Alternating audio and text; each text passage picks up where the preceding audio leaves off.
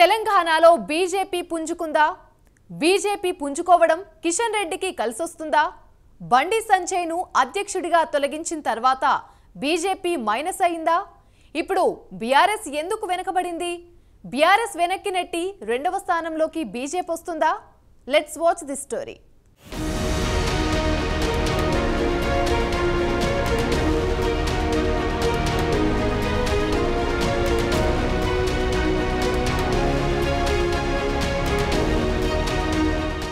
తెలంగాణలో గత అసెంబ్లీ ఎన్నికలకు ముందు బీజేపీ రాష్ట్ర అధ్యక్షుడిగా బండి సంజయ్ని తొలగించడం బీజేపీకి చాలా మైనస్ అయింది.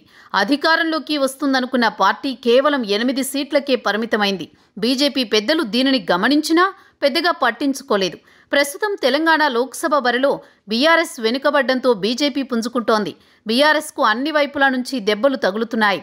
కేసీఆర్ కుమార్తె కవిత అరెస్టై ఢిల్లీ తీహార్ జైల్లో ఉన్నారు. చెల్లి కోసం అన్న కేటీఆర్ ఢిల్లీ చుట్టూ తిరుగుతున్నారు. హరీష్ రావు అంతగా ప్రచారం చేయడం లేదు. కేసీఆర్ ఆరోగ్యం కూడా సహకరించడం లేదు.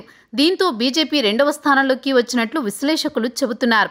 తెలంగాణలో ప్రస్తుతం కాంగ్రెస్ పార్టీ అధికారంలో ఉంది. బీఆర్ఎస్ నుంచి కాంగ్రెస్లోకి వలసలు పెరిగాయి. కాంగ్రెస్ కూడా చాలా బలపడుతోంది.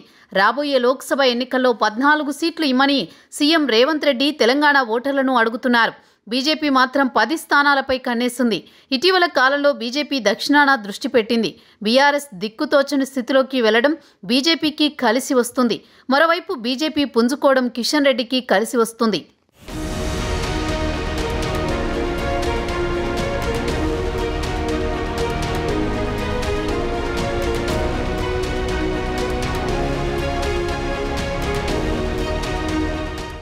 తెలంగాణలో బీజేపీ పుంజుకోవడం రాష్ట్ర శాఖ అధ్యక్షుడు కిషన్ రెడ్డికి కలిసి వచ్చే అంశంగా కనబడ్డం ఇప్పుడు రాజకీయ వర్గాల్లో హాట్ టాపిక్గా మారింది. బండి సంజయ్ తొలగింపుతో ఢీలా పడిన బీజేపీ ఇప్పుడిప్పుడే పుంజుకోవడంతో ఆ ఘనత రాష్ట్ర శాఖ అధ్యక్షుడికి చెందుతుందనేది అందరికీ తెలిసిందే. దీంతో ఇది కిషన్ రెడ్డికి కలిసి వస్తుందని రాజకీయ పరిశీలకులు అంటున్నారు. పార్టీ కోసం బాగా కష్టపడకపోయినా వచ్చే ఎన్నికల్లో పార్టీ అనుకున్న స్థానాలు సాధిస్తే ఆ క్రెడిట్ అంతా కిషన్ రెడ్డి ఖాతాలోకి వెళుతుంది. ఒక రకంగా రాష్ట్ర అధ్యక్షుడిగా రాష్ట్రమంతా తిరిగి ఎన్నికల ప్రచారం చేయాలి. కానీ కిషన్ రెడ్డి స్వయంగా సికింద్రాబాద్ నుంచి ఎంపీగా బరిలోకి దిగడంతో తన దృష్టినంతా సికింద్రాబాద్ పైనే కేంద్రీకరించాల్సిన పరిస్థితి. అలాంటప్పుడు పార్టీ పుంజుకుంటే కిషన్ రెడ్డికి ఎందుకు క్రెడిట్ ఇవ్వాలని మరో చర్చ సైతం రాజకీయ వర్గాల్లో నడుస్తోంది. అసలు అన్ని సీట్లు బీజేపీ గెలుస్తుందా అనే అనుమానాలు కూడా వ్యక్తమవుతున్నాయి. ఏది ఏమైనా పార్టీ పుంజుకుంటే రాష్ట్ర శాఖ అధ్యక్షుడికే పేరు వస్తుంది. బండి సంజయ్ అధ్యక్షుడిగా ఉండగా రాష్ట్రమంతా పర్యటించి పార్టీని గ్రామ స్థాయిలోకి తీసుకువెళ్లాడు.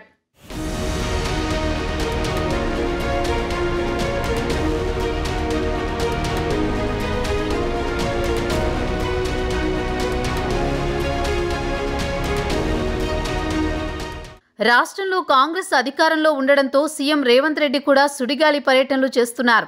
ఈసారి కాంగ్రెస్ నుంచి బలమైన అభ్యర్థులను రంగంలోకి దింపారు. ఇటు బీజేపీ పుంజుకోవడం, అటు కాంగ్రెస్ అధికారంలో ఉండి బలమైన అభ్యర్థులను బరిలోకి దింపడంతో బీఆర్ఎస్ అసలు అవుట్ ఆఫ్ కోర్స్ మాదిరి అవుతుంది. ఇప్పుడు తెలంగాణ ఎన్నికల బరిలో కాంగ్రెస్ బీజేపీలు నువ్వా నేనా అన్నట్లు పోటాపోటీగా ప్రచారం చేస్తున్నాయి. బీజేపీ మునుపెన్నడూ లేనంతగా హిందుత్వ భావనను రాజేస్తోంది. ఉత్తర తెలంగాణలో బీజేపీకే గట్టి పట్టుంది. గత అసెంబ్లీ ఎన్నికల్లో బీజేపీకే వచ్చిన 8 స్థానాల్లో 7 స్థానాలు ఉత్తర తెలంగాణ నుంచి వచ్చినవి కావడం విశేషం. గతంలో గ్రేటర్ హైదరాబాద్లో బీజేపీ బలంగా ఉండేది. క్రమేణా బీజేపీ ప్రభ తగ్గడం ప్రారంభమైంది. 2004 నుంచి గ్రేటర్లో బీజేపీ అంతగా చెప్పుకోదగ్గ విజయాలు సాధించలేదు. గత గ్రేటర్ హైదరాబాద్ మున్సిపల్ కార్పొరేషన్ ఎన్నికల్లో మాత్రం ఏకంగా 45 స్థానాలు కైవసం చేసుకుని రికార్డు సృష్టించింది. దీనికి నాటి పార్టీ అధ్యక్షుడు బండి సంజయ్, నిజామాబాద్ ఎంపీ ధర్మపురి అరవింద్, రాజాసింగ్లు కీలక భూమిక పోషించారని విశ్లేషకులు చెబుతున్నారు. మళ్ళీ ఇప్పుడు గ్రేటర్లో బీజేపీ పుంజుకుంటుందని వార్తలొస్తున్నాయి. సికింద్రాబాద్ నుంచి కిషన్ రెడ్డి, మల్కాజ్గిరి నుంచి ఈటెల రాజేందర్, చేవెళ్ల నుంచి కొండా విశ్వేశ్వరరెడ్డి బరిలో ఉన్నారు. ఏతావాత బీజేపీ పుంజుకుంటే ఆ క్రెడిట్ కిషన్ రెడ్డికే దక్కనుందని విశ్లేషకులు చెబుతున్నారు. చూడాలి మరి బీజేపీ ఎంత మేరకు పుంజుకుంటుందో.